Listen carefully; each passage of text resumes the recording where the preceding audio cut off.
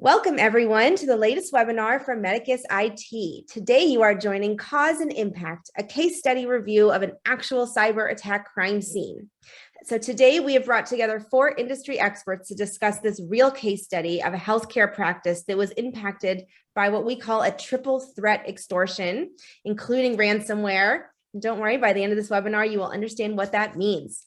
We are going to help break down the details of what happened, explore the reality of the incident, identify the issues, share prevention methods, talk about cyber insurance, and ultimately, hopefully shed light on the true business impact of cybersecurity so that you can make a better decision for your healthcare practice or facility. So I am very excited to introduce our speakers today. First, we have Gary Salman. As the CEO of Black Talon Security, Gary is dedicated to data security, and he understands the latest trends in healthcare, particularly in the cybersecurity industry, but particularly as they relate to healthcare. He has decades of experience in software development and computer IT, and actually helped develop one of the very first cloud-based healthcare speakers. Our next speaker after Gary is Brian. And Brian works with prospective clients in evaluating the current risk management and their insurance coverage versus benchmarks. And once a relationship has been established, Brian really helps quarterback everything to plug in the gaps. He is a knowledgeable insurance and risk management professional that is a critical ongoing component of the service team at KMRD. Next up, we have Steve. Steve is Chief Operating Officer of Medicus, and he's responsible for all of our growth and our day-to-day success of the company's leadership team, as well as driving technologies to help deliver on our overall strategic direction and operational success. He's a seasoned entrepreneur and executive with over 20 years of experience in management, technology, consulting, and strategic planning. And he's worked very closely with our executive team to help lead Medicus IT to becoming one of the top healthcare-focused MSPs in the US. And last but definitely not least, we are excited to have Tim. He is a lifelong entrepreneur, innovator, and adventurer, and he's been a business owner himself for over 2 decades. Before joining Medicus as our Chief Revenue Officer, he ran an IT service firm, 160 million, 260 plus employee organization. And he's also held the position of Chief Managed Service Officers of Carousel Industries. He also is an esteemed writer and speaker on intentional leadership culture and more. So we really have a great group of speakers today, and I am very excited to turn the floor over to Tim to get us started. Thank you, Rissa. I appreciate the introductions. Well, welcome to this conversation, Gary, Brian, and Steve. I'm really excited about this. I feel like a kid waiting for Christmas last night to have this conversation. We've been working on this presentation now for about 4 weeks, and every time we go through this, I get more and more excited. What I wanted to do is just start this conversation with kind of just some numbers that we can throw out there, some that were surprising to me as we were preparing to do this. The first thing I thought about when we were doing this is that when I normally think of cyber attacks, I think of them stealing government secrets or trade secrets or credit card information. And I really didn't think about how important and how valuable healthcare record and information was. And I was really surprised. So on the slide that you see in front of you is that we can see that the range for a healthcare record on the dark web or in the black market is somewhere between $250 per record to $1,000.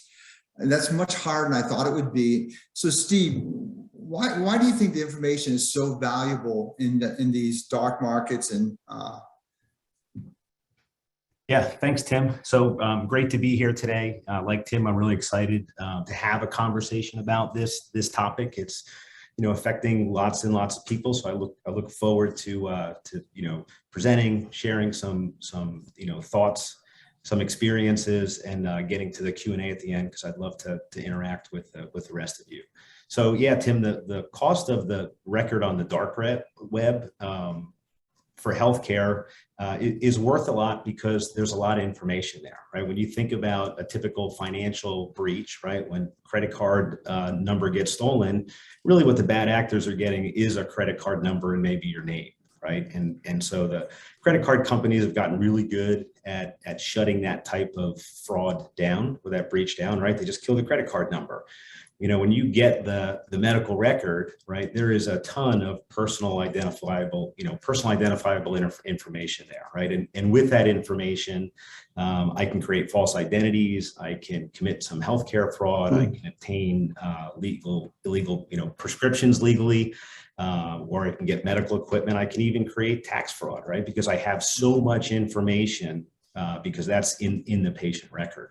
Right. So the tail of what I can do with that record and how I can leverage is just worth a lot of money. Yeah, that's a great point. You kind of think about it, this information that's in your healthcare record is stuff that's not changing over time as well, right? So yeah, correct. Social security number, right? A credit card number gets stolen, you get a new credit card, right? Your social security number gets stolen, you have that number for life. Oh, awesome. Well, thanks for that. Tim, before we move on, is it okay if I do my poll?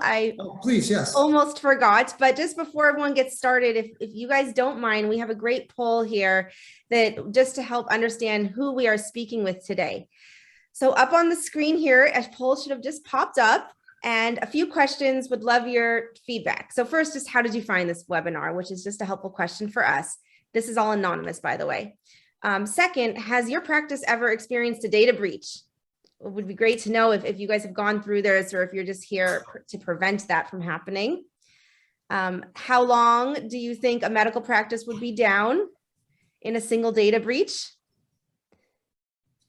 Does you guys all see this poll? Is it popped up on your screens? Yep. Okay, great. How long do you think a medical practice would be down? What is the average cost of a data breach for a practice with 25 computers? And do you already have cyber security insurance? I think it'll be really interesting to see a couple of these answers. So I'll just give you guys a few more seconds here. I know it's a lot of questions. And I hope that many of you say you have not yet experienced a data breach and that we are going to hopefully help you prevent that from happening. All right, 5 more seconds. All right, last chance. Here we go. All right, so sharing the results so our speakers can see. So most of you found out about this webinar from email. Great feedback, thank you. Okay, I'm very happy to hear only 14% of you have experienced a data breach, but in reality, that's still a lot. And I'm sure for every single one of you, it still doesn't feel like a great thing that you're in one of that 14%. How long do you think a medical practice would be down in a single data breach? It seems most people thought 2 to 3 days for up to 1 to 2 weeks.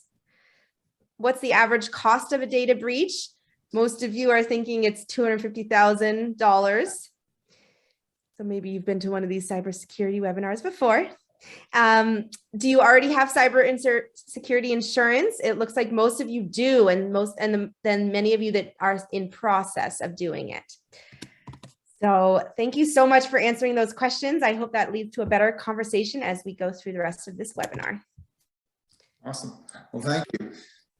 Well, the good news is that only 14% have experienced that, but when it happens to you, it's the worst day in your life, isn't it? The next thing I wanted to kind of point out here is that when we look at, when I first started, putting this seminar together, one of the things that I was, thinking about was that it wouldn't be the small practices that were being hit and being compromised and being attacked and being targeted. I thought it'd be the big healthcare systems, that the hospitals, urgent care facilities. But I was really shocked to find out how many, medical clinics were being targeted by the cybersecurity threats. So Gary, I know you deal with this every day. You're talking to healthcare providers that have been compromised or are under attack. Why do you think that's happening? Yeah, Tim, I think this is a great question. Most people agree with you. They're going to say, the threat actors, the bad actors are going to go after the big hospital systems. because there's a lot of records there. They typically have a lot of money to pay ransom. But what we see is kind of the opposite. We see a lot of smaller organizations being hit. Now, the question is why? I think the reality is the hackers aren't Googling, ABC Medical Clinic in Phoenix. They basically scour the internet looking for these opportunities. And if they stumble across a healthcare entity that has their network exposed incorrectly, they're going to target them and hit them. So I think that's the reality of it. From an email perspective, sure, one could argue if they get lists of emails that are associated with healthcare entities, then yes, there's more of a targeting attack there. But when they're going after these networks, a lot of times we see it as an accidental hit. And then when they realize it's a healthcare entity, kind of the alarms go off in those hacking groups, because they realize, hey, there's a high likelihood we're going to get paid now, because they understand the healthcare laws in the United States, and they know that almost all healthcare entities that are victims of these attacks will pay the ransom. And nowadays, most people, more and more people have no choice but to pay some form of ransom, it seems like. Right. The one thing I would just ask, on this to kind of follow up a little bit, it seems like from the early days of cyber threats, it was a kind of a brute force method. We just found scan, we found the vulnerability, then we started driving down to it. But what I've seen, and I think you've probably experienced this too, the attacks are becoming a lot more sophisticated. Once they find that exploit, it's no longer that brute force. They're learning about the organization. They're doing they're doing reconnaissance before they actually exploit the attack. Are you seeing the same thing as well, Gary? Yeah, look, most of these threat groups will persist on the network for about 2 weeks, gathering intelligence, reconnaissance, learning all of the operational elements of the organization, how they back up, where they back up, what type of cloud access do they have. They want to know as much as they can, because in the end, Tim, their goal is to make sure they get paid. And the more information they have and the more damage they can do, the higher the likelihood of the payment. So yes, that's exactly what we see. It's like casing a bank a little bit, right? That's exactly what it is. Yep. Exactly.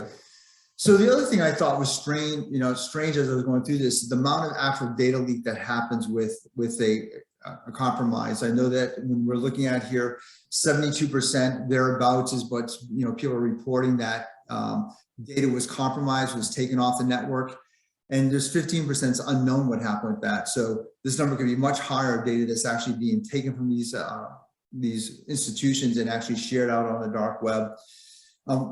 Steve, I know you've been working with some clients that have had some challenges in the past and organizations that have looked to us to help them. Are you seeing the same kind of thing with these numbers? Yeah, I mean, it's normally we say, my conversation with Gary and the rest of the team, we think it's about 75%. So this just kind of,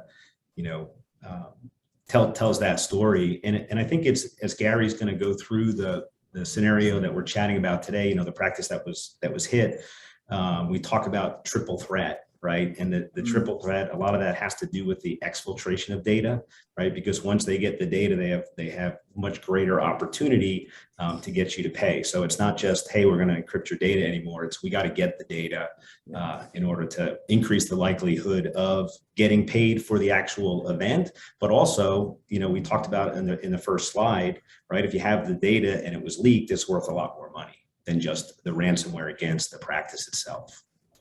Well, I think I think the term here is leverage, right? They have more leverage to make sure that ransom payment is being paid. It's not just about backing up and restoring data anymore. It's about stopping from being spread out, spread out in places you don't want it to be spread out in. So good. The other thing I thought was really interesting is the cost. It seems like every year the cost to kind of deal with a breach is increasing. So Steve, you want to take a few seconds and kind of just walk through this chart for us? Yeah, and this is again one of those somewhat stunning charts, right? This is data coming from IBM on the cost of an average breach, by employee count, right? And you can see the scale is pretty large in terms of number of employees, going from less than 500 when you get up to the 5,000 to 10,000. That number gets very significant, right? So when we talk about cyber insurance, right, the policy, how much money do we have to defend against this? And what I find most is that when people talk about the cost of a breach, they're just thinking about the breach itself, right? What am I going to have to pay for the ransom, right? What am I going to have to pay the attorneys or their forensic people to get back online. They don't consider the tail of the breach, right? The potential lawsuits, all the soft costs associated with, bad reputation, loss of business, potentially loss of employees because they're just so stressed out from the event, right? All those costs need to be factored in. And I think most people would be stunned at the actual cost, right? Over, they measure this over a 3-year period, right? Because they say that the tail of a breach is that long. Wow. So it's not just the immediate impact of the breach and the compromise, but it's what happens there across. And it can be everything from lawsuits to patient information that's being leaked out that's causing problems across the board. So reputation. Yep. The interesting thing, what I find is interesting, if we look at organizations less than 500, it seems like roughly it's about each breach is about $3 million that a organization could, in that kind of overall range, we averaged it. I wonder how much of that money is coming from insurances versus out of their own pockets. Is anyone have a clue on that? Or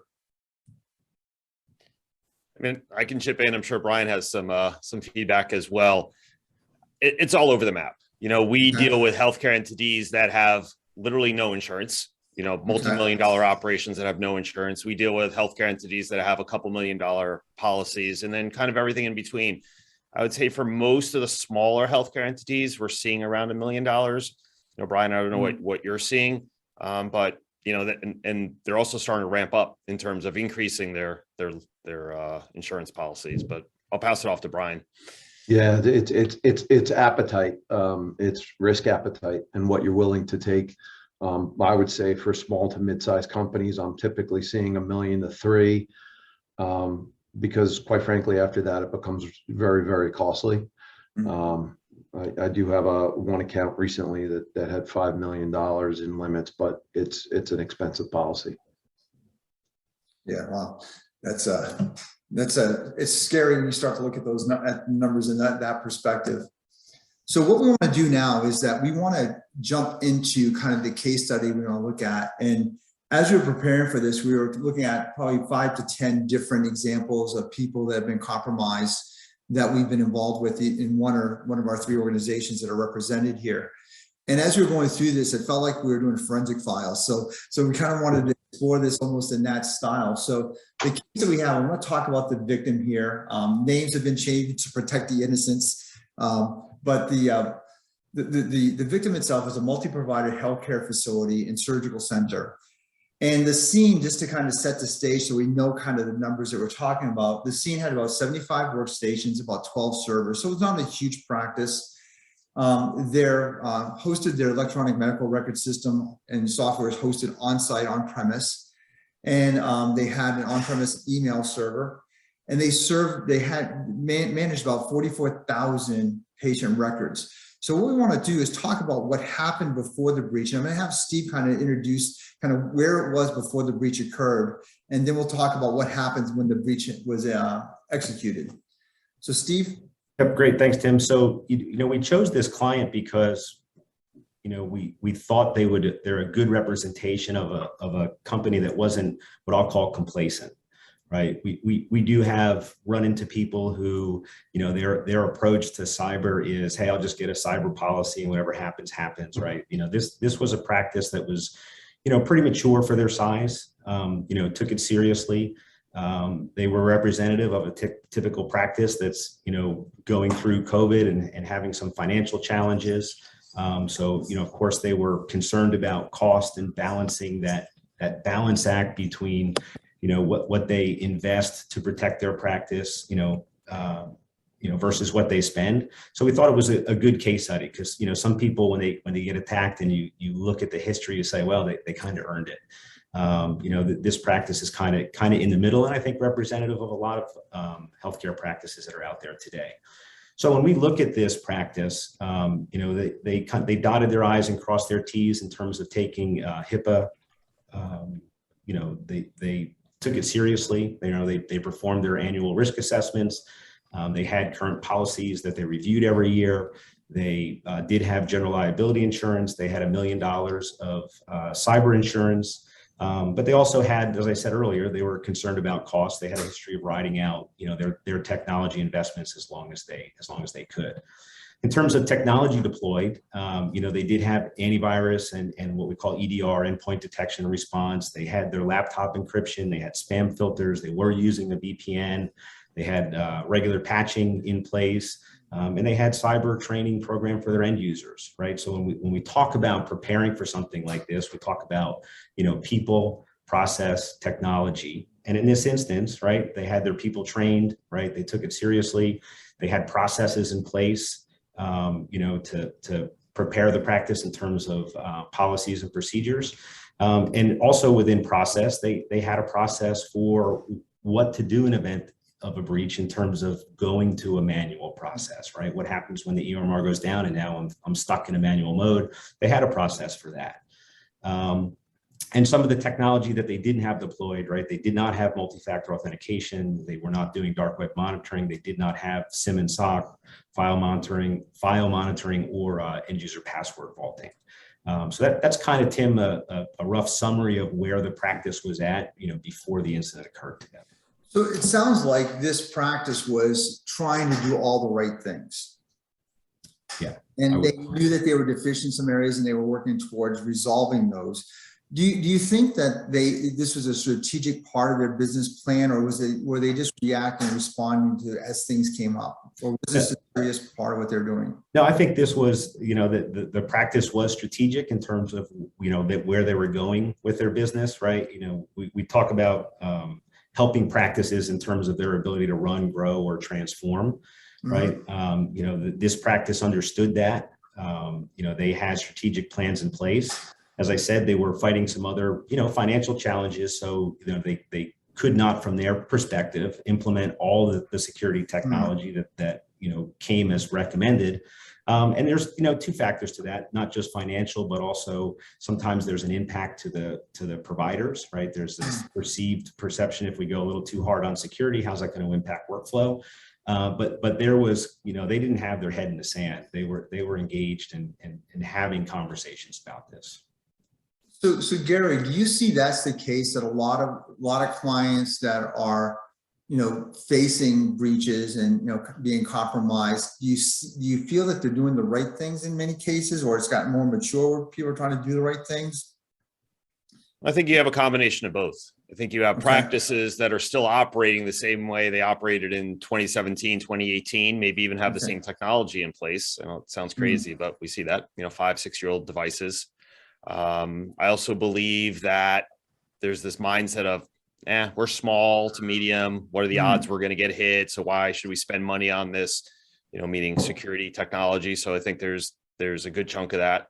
And then I think there's also just bad luck, not having proper policies and procedures in place is another issue. So look, there's a lot of circumstances. I would say in most of the cases we've dealt with, after performing the forensics investigations, most of the attacks were in fact preventable. If the victim had taken the advice of their IT or managed service provider and implemented some of the technologies that they were recommending, a lot of this stuff is preventable. And we'll talk a little bit more about that later on. But yes, I think that's the case. It's kind of like your health, right? There's a lot of diseases that are out there that kill people on a day-to-day basis that the root cause is preventable, right? Our lifestyle, the way we eat, our lifestyle built around that could have prevented these diseases and ultimately the death of someone, right? So same thing happens in the cybersecurity space as well. So let's talk about, so this client was trying to do everything correct. They invested time, energy, and money to do this. They were a mature organization looking at how they could actually move from this run, grow, transform kind of model through that model. Let's talk about what happened when the actual compromise happened. And Gary, would you mind walking the team through kind of what you saw? Hey, Tim, before you do that, I just want to jump in. If you could go back to that slide. Steve had shared with me previously that this organization, not only did they have a cyber insurance policy, but they also tried to tap into their general liability policy. And for the folks who answered that question earlier with respect to the poll question, most general liability, most property policies do not contain cyber coverage. If you think that's the case, you should probably be concerned because there's throw-in coverage. So for example, Cincinnati Insurance is one that provides sometimes $50,000 or $100,000 of coverage, but you really need to understand what the coverage trigger is. And what I mean by that is, as an example, Cincinnati's policy, the data has to have a direct custody and control. Think the cloud. If you're in the cloud, it's not covered. The info cannot be stored or disposed of recklessly. That's a vague term.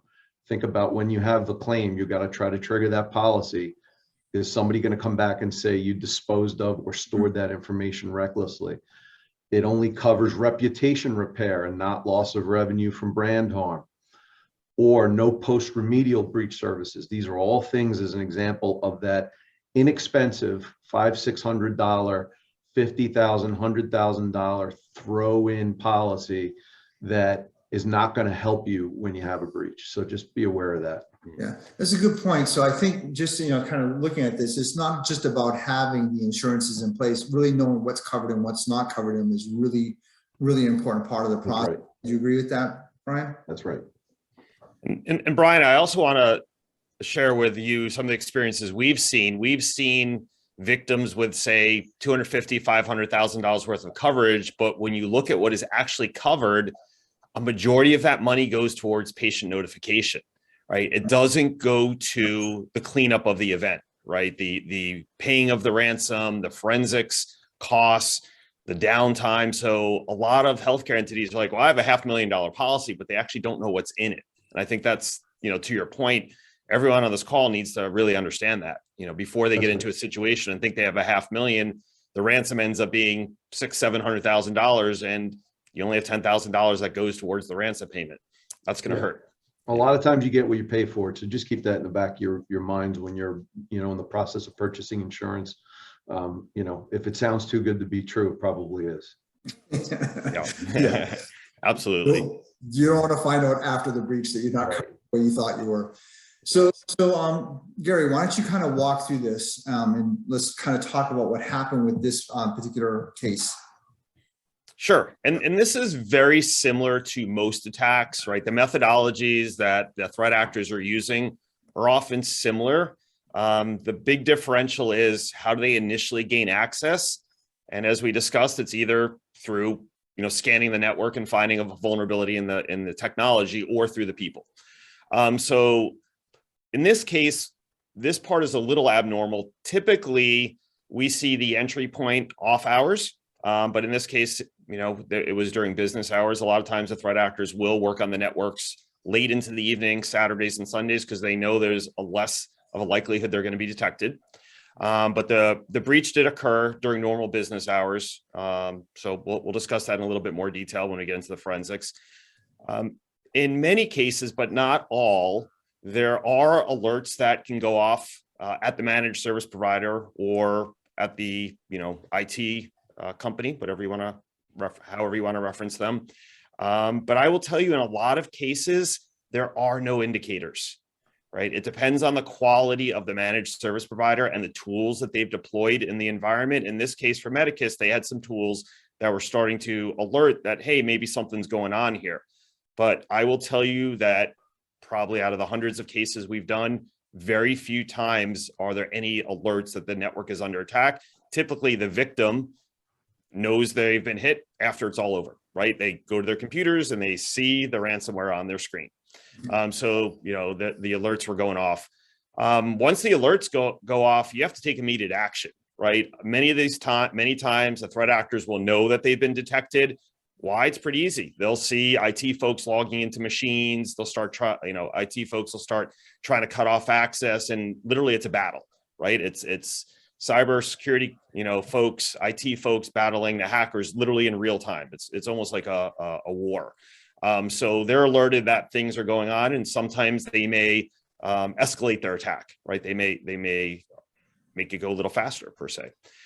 So once we got involved with this, we worked with Medicus to quickly minimize the damage, right? There was some damage that was done already, but in this case, there was some minimization of the damage.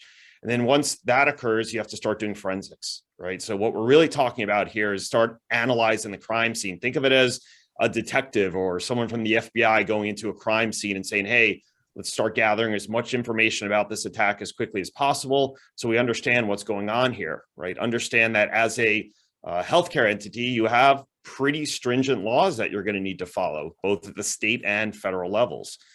So you need to understand, hey, did patient data get accessed? Was patient data exfiltrated? AKA, was it stolen? Who were the attackers? How many systems were impacted? What was the impact to the system? Are there backups available? Things like that. So there's a lot of things that happen. And many folks will say, well, this is like a 2 or 3 day process, right? It's not.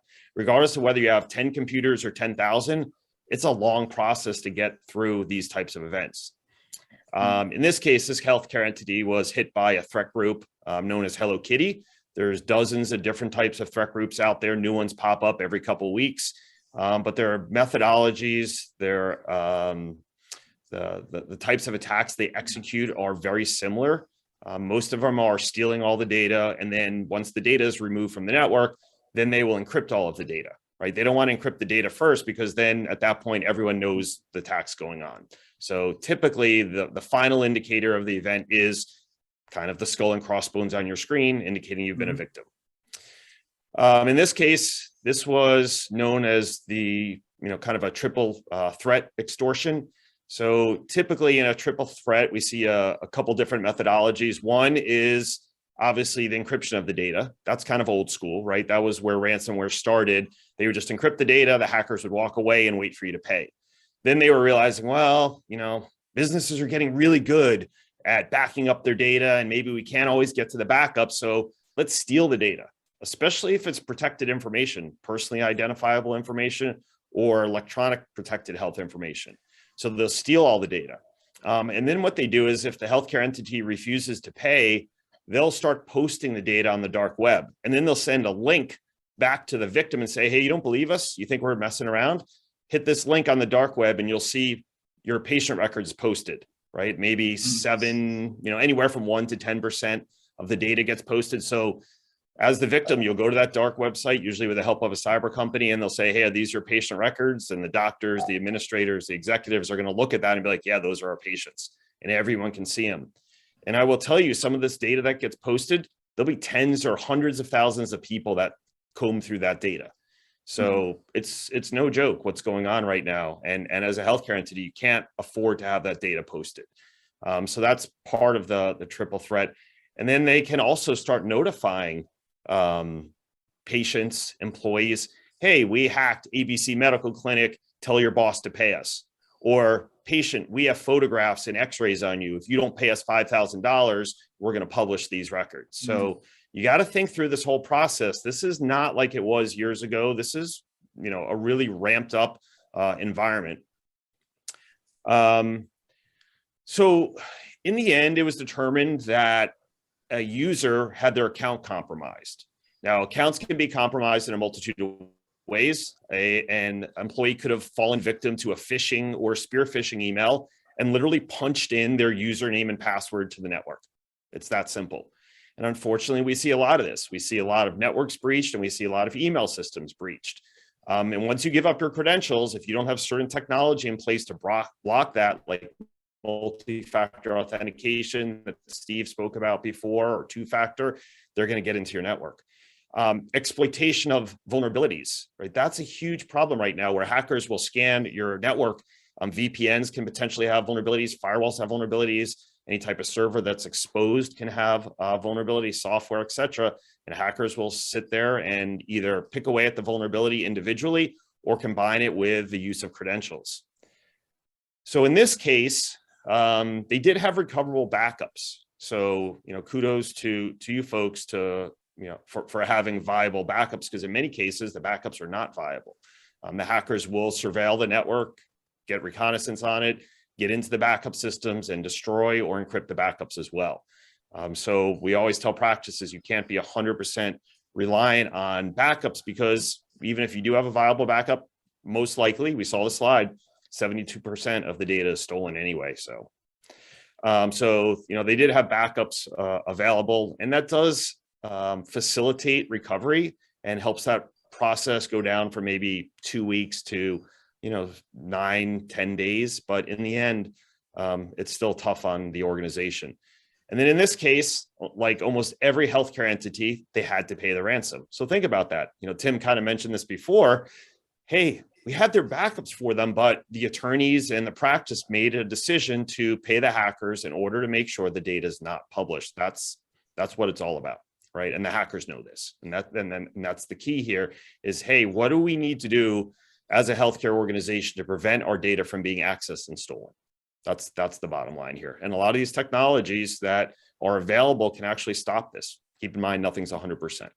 But anyway, that's kind of the execution of the attack. And the only thing I want to add here, and just so everyone understands, what ransomware does is it basically locks or encrypts all of the files on the network. Typically, they hit every machine and every server, not all the time. And you sit down at your computer and nothing functions. And in many cases, the operating system doesn't even work properly. The computer's been damaged.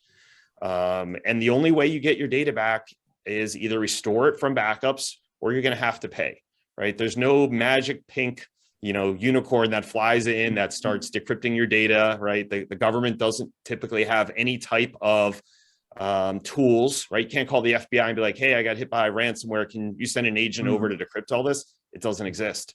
Right, the ransom, the encryption is too powerful to break. Some of this encryption will take thousands of years to crack. So, I mean, that's the challenge here. Everyone believes that somehow we're going to get our data back. Yeah, Gary, I think it's important to point out when this process starts, right, as soon as you engage the cyber firm in forensics, as the practice, you lose a lot of control, right? The insurance company is involved, the lawyers are involved.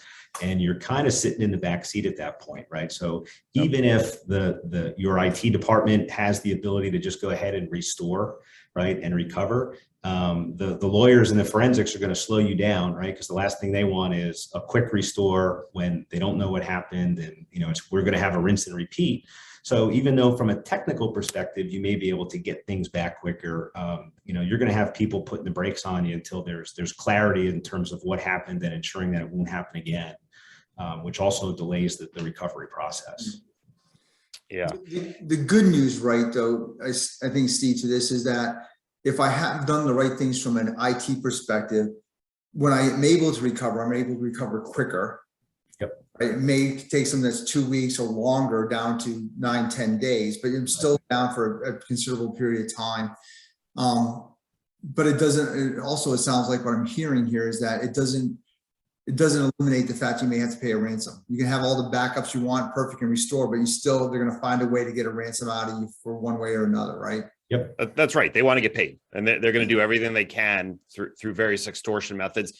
We've even had situations where the hackers use an anonymous Google phone number and call the executives of the healthcare entity over and over and over again, demanding, right, that they pay every hour on the hour, 24 hours a day until they crack and pay. Yeah. So, they get their cell phones of all the, the key employees at those organizations. Yeah.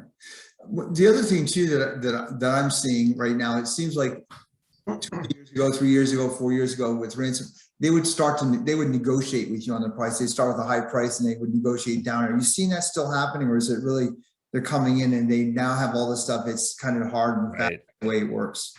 I think it depends. Right. Okay. Some of these operations are ransomware as a service, where at the top is the threat group that created the ransomware and all the malicious code and the tools to break into networks. Then they sell it almost like a franchise. And the franchisees often can make decisions. Hey, yeah, I asked for 500, but I'll take 250,000 instead. Okay. And sometimes at the top level, they'll say, no, that's not acceptable. We won't take 250,000, even though you're a franchisee. So some of them stick to that. They won't negotiate, but I will tell you, most do negotiate. Okay. They want to get paid. Yeah, and I think we've seen too, Gary, where when they exfiltrate data, it's not just EMR data; it's data from their file shares, right? And so we've seen instances where the bad actors actually had copies of the cyber policy and based their demands based on that because they knew what they were covered for. Which is a good point. Don't store your policy on your server. We've seen it multiple times. Yep. We've seen crazy stuff. We had one victim that got hit and said, "Oh, we're a really small company. We don't make that kind of money." And the hackers delivered a copy of their Dun & Bradstreet report. Yeah. So obviously the hackers clearly did reconnaissance on the organization and knew kind of how much money they were generating on an annual basis. So I agree with Brian. Don't leave this critical information on the systems. And then, Steve, to your point, HR files, all of these operating types of documents. Look, you got to keep them on your network, but the hackers will often take them, right? And then they'll threaten to perform identity theft on employees, on the doctors. We've seen that. They once again, going back to what we said, they will do anything and everything to get the payment. Crazy. So obviously we talked about kind of the before and what happened after the attack occurred. Let's talk about the impact it had to the actual practice itself, because I'm sure they're still feeling the pains of this compromise that's happened. So Steve, you want to walk through some of the things that happened from the initial? Yep, sure. And I want to be, cognizant of time too, right? We want to make sure we have enough time for Q&A. So, the initial impact, as we mentioned earlier, the EMR was down for 9 days, meaning it was 9 days before they could actually start entering data into the EMR again. Fortunately, they had offsite backup, so we were, they were able to access an offline copy of the EMR to pull schedules and things like that. So they weren't completely blind, but they, the team couldn't actually access or input data for 9 days. Email is down for 3 days, and a lot of that is actually intentional. Because of the bad actors, they actually monitor the email communication. So you want to shut that down because you don't want them, having the details of what you're doing and how you're responding in the background. And for this practice, it took about 30 days for them to get fully back online. They had some older hardware, right? So they had to go through the process of actually replacing some devices, and with supply chain shortages, they ran into some issues on getting, the hardware that they needed. So, kind of that double whammy there. And then I think this piece gets missed. People don't pay attention to this enough, the management stress, right? The stress on the team during this event and after this event, right? There is so many balls coming flying at them at once from, legal, forensics, IT, their team, the doctors, right? There's a tremendous amount of stress on the team. And the team better be well prepared, right? So that they know how to communicate. They know how to communicate with their team, with their patients. They make sure that they have a paper process so that they can continue to see patients and not lose all revenue. But of course, initially all that stuff is gone, right? And if you don't have the processes, right, again, it's people process, you're gonna suffer longer. And then the ongoing impact, right? So this client had 44,000 patients that had to be notified, right? A lot of work. And I think that's a whole nother side conversation, right? With the EMRs and all the data that's in there. A significant majority of those patients were, legacy patients, right? Patients they haven't seen in greater than 7 years, but because it was in the EMR, they had to notify. But yeah, they had to, manage all those calls, the questions for the patients. They had to implement credit monitoring for their employees because HR files were stolen. They had to deal with cash flow issues. They had to deal with insurance claim, ongoing legal calls, and now OCR investigation, right? So that's part of the process as well. And then just the ongoing internal management team distractions, right? It's just the tail of this thing goes on for years. Wow. And Steve, I think you bring up a really good point. No one ever wants to talk about the human impact, the mental and the physical stress that this causes. I've seen doctors break up partnerships over these types of events because they don't agree on how to resolve the issue. I've seen administrators and executive teams quit, right, in these types of events. And the stress on the staff is crazy, right? They're taking the brunt of this. The phone calls from the patients, Yep. The doctors, basically saying, "Hey, you go deal with this. I got to figure something else out," right? That's a tremendous issue. And then what I also hear, believe it or not, is a lot of doctors and administrators suffer from PTSD, right? This is one of the most life-changing events they're going to go through because they're watching their livelihoods disappear in front of them. Yeah. And typically around the year of their anniversary, kind of the panic sets in again. We see it all the time. victims that utilized us will call us around the 1 year anniversary. What else do I need to do? Am I going to get hit again? It's kind of the anniversary of this, and it's a problem, right? And it's really sad, frankly, to see what actually happens. It's the victimization of these events. It's not so much just a financial transaction. It's everyone, the hackers getting into kind of everything you do and how you do it. And doctors will say, you mean they read all my emails also? That's a tough pill to swallow. This is a good slide to address. I'm always asked from my clients, how much limits should I buy from cyber insurance perspective? You can see a lot of things on this slide. You see notification costs. We already talked about the cost of notifications. You see credit monitoring, that's all involved in the cost of notification, loss of revenue. And when we say loss of revenue, it's loss of profit. A lot of times, a lot of insurance brokers say business interruption insurance. Well, it's really to cover your profit, loss of profit, not loss of revenue. So just a very, very easy distinction to make. The legal aspect. Somebody posts information anyway after you've made a payment, or they heard about the breach. Anybody can sue anyone. And a lot of times when you're thinking about a limit, is $1 million, is $2 million enough? It may not be enough and you may not be able to afford enough insurance, but all of these things here go towards that discussion. And it really comes down to risk appetite, and what you're willing to pay for and what you're willing to stomach. One thing that we haven't talked about that didn't happen here, but there are certain insurance companies which will provide sub-limited coverage for bodily injury claims arising out of healthcare. So I read about a case where the bad actor went in and actually threatened to change medical records if they weren't paid. And if they did that and it created a subsequent bodily injury that would typically not be covered by your cyber policy, it would not be covered by your general liability policy because it arose out of a cyber breach unless you had coverage for it. So just one more thing to think about and ask your broker about is, do I have bodily injury coverage arising out of my breach? I think the other thing, Brian, that a lot of people, when they're looking at their cybersecurity, they're thinking about the ransom, they're thinking about kind of the remediation efforts, but you need to take a step back and look at the whole process that happens after the compromise, and then determine what you think you need, and then determine your risk, how risk adverse are you and what you need to put in place to protect yourself. Sure. Yep. So we'll just kind of summarize here on the last thing. So what were some of the lessons that were learned that came out of this breach?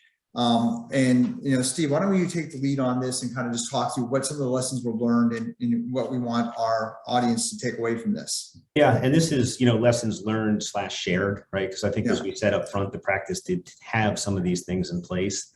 They want to emphasize, to others, through this as well. But, this one happened to me is not a strategy, right? As we learned earlier, it can happen to everyone. Really important to have those manual processes in place. I think that was key to, getting through this and managing the stress levels of the team. It's like, hey, we have a plan in place, right? And this is not just for cyber, but this could be for other outages where you can't get to your EMR for whatever reason. Developing a communication plan without having email or chat, right? Because it's going to get shut down, right? So how are you going to communicate with your team, especially now with, a percentage of your team potentially working from home, right? With COVID and some other things, we now see a percentage of healthcare practices that have people working from home. How are you going to communicate with them? The big thing was, note taking during the incident, right? There's a lot of balls in the air. You're going to have to, answer a lot of questions posed by legal and everybody else. So make sure you're taking your notes and know who's going to be responsible for logging things and consolidating all the notes as you go through this.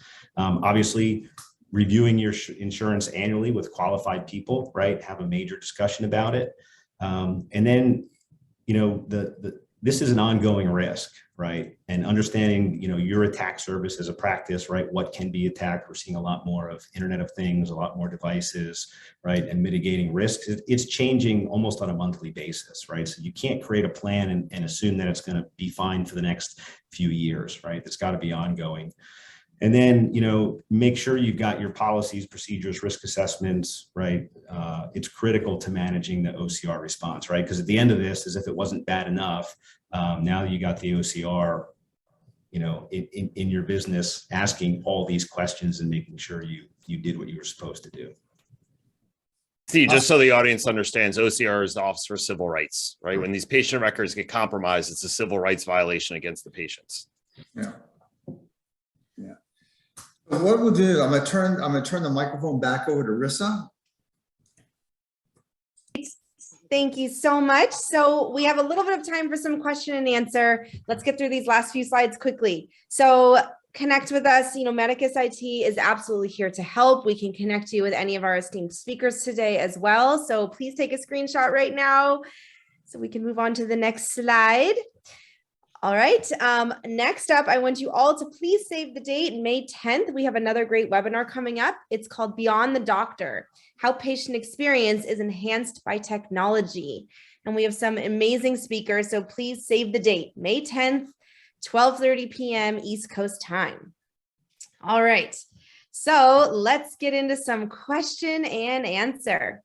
So in general, the greatest data security risk is posed to organizations by insiders, as they have access to sensitive information on a regular basis. Is that correct? Yeah, so it's a great point. I'll start, and maybe Gary can supplement here. But yeah, Sure. Clearly, I think people always assume that, hey, it's never going to happen from the inside, right? But to the whoever created that question, that's a reality, right? And if you look at the frequency, right, or what the attack vectors are, the largest percentage of attacks come from compromised credentials. It's about 20% of the attacks are coming from compromised credentials, but 8% are coming from malicious insiders, right? People that have it out for the organization or are going to put the organization at risk. So it's a great point. Yeah, I would agree. We don't see too many insider attacks, especially at the smaller institution levels, right? Smaller healthcare providers. And sometimes it's not purposely done, Steve. I mean, we did an attack where a nurse decided she was going to leverage 100 computers to mine Bitcoin. And unfortunately, the tool she used also was engineered to talk to a command and control server and download ransomware. But luckily, this healthcare entity had tools in place that identified her walking around with a USB drive, popping it into the machines and trying to install it. Where they lacked was policies and procedures, right? Or actually shutting off those USB ports. But yeah, look, sometimes it happens, and it happens in ways you don't even anticipate. So she was terminated. I mean, that was the end result of the event. But yeah, insiders can cause problems. Okay. Is it better to have data hosted by an EHR company? Are you finding that most ransomware attacks are successful where the data is hosted on site? So I think it's a two-part question. In terms of ransomware events, whether the victim has their data in the cloud or local, it's going to be about equal. The differential is that often, if the data is in the cloud, they are more likely to get back up and running a little quicker. But the ransomware event against the practice is substantial. And here's what I want everyone to think about. For most healthcare entities, you're still going to have local data. Everyone wants to believe we don't have patient data on our network, right? It's all up in the cloud. And then you're like, oh, who does email? Oh, all these referral slips, these x-rays, these lab reports, they're stored on Mary's computer at the front desk too. Now you have a problem, right? So that's a challenge. But look, EMR vendors get hit too, right? I think I'm not going to start naming names, but there's been some very highly publicized EMR vendors that have been hit with ransomware. So to completely say I'm going to mitigate my risk and hand it off to another vendor, I don't think that's effective. Right? You have to look at this from both ways. You got to protect your network. The other thing that I want everyone to realize is that the threat actors will often very high percentage, I'll say over 90% of the time, will deploy screen sharing software on all of the computers in your environment. So as your employees and doctors and nurses access the EMR system, the hackers are watching, right, on every machine. So now could you have a breach? Yeah, for sure. If it can be proven that they were grabbing that data through screen shares, you have another issue. So I think that the takeaway here is you got to harden everything. You got to protect the network, whether it's cloud, whether it's a local server, and assume the worst is going to happen and protect accordingly. I've had clients ask me, do I have less liability because I'm hosting information on the cloud? And the answer is most state and federal laws all say that you're responsible for your data, no matter where you're putting it. Absolutely. And one thing that you really need to focus on is your subrogation clause in your cyber policy. I've seen some policies where, it says you'll do nothing to prejudice our rights of subrogation, our ability to claw back funds in the event of negligence. And what you don't want is you don't want an issue where you sign that Azure agreement or that Amazon agreement for cloud services. On the back of the agreement, it says you'll hold us harmless for any all claims. And then what happens is you go to submit that claim and the carrier says, sorry, you've already breached this clause. You've prejudiced our rights of subrogation, and now you have zero insurance coverage. You've just voided out coverage for your policy with respect to cloud coverage. So we've seen it. Wow. Okay, 2 more questions. I got to wrap this up. So in this scenario, technology not deployed, MFA, I cringed. I didn't see phishing simulations or cybersecurity TTX that could have been in a cyber training program. End users seem to be the biggest threat to an enterprise security. That's more. Yeah. So 2FA, obviously very important. We highlighted that early that this client did not have 2FA. Mm-hmm. Really important piece of security, especially today. But yes, correct. Did not have it. In terms of the phishing campaigns, yes, they did have cyber awareness training, which included monthly phishing campaigns against the end user. So they were doing that. They had that in place. And it's important to note that, it's not always a phishing email, right, that could grab the compromised credentials. It could be end users who are, logging on to other websites, on the internet, and they're using their office email and they use the same credentials as they do within the office. And then that company gets compromised, and that's how they're getting the credentials as well. All right. Well, we have a few more questions, but maybe what we can do is we can answer those and post them on our LinkedIn page so that you all can see them after the fact. If you have any more questions, you're welcome to, reach out to Medicus IT, our phone or contact forms, and we can connect you with any of our speakers. But I think the biggest question, just to take this home, is so now you guys have all, you've definitely scared me. I'm sure you've scared a lot of us on here. What do we do? What does a medical practice do? What's a good first step? Because some of what you guys were saying sounds very complicated. So what is my first step? What do I do? I think it starts with a security risk assessment. That's what it comes down to, right? Understanding how and where the practice has risk. That's what it is. That's what we all do on this call. We help mitigate risk. And if you don't know where to even start, can't be effective, right? You'll just waste money, hand over fist throwing it at technology. But Steve used a terminology before called attack surface. That's critical, right? We have to understand as cyber, as IT, where you have risk, and then put, controls in place to try and minimize it, or you can never eliminate it, but I'll stick with minimize. Try and minimize the risk of being breached through those, your people or your technology. But security risk assessment is also required under HIPAA, so you have to be doing these. So unfortunately, many organizations aren't doing SRAs, or they're not doing them properly, or the SRA from 5 years ago is still sitting in the desk drawer and nothing was acted upon, which is often the case, unfortunately.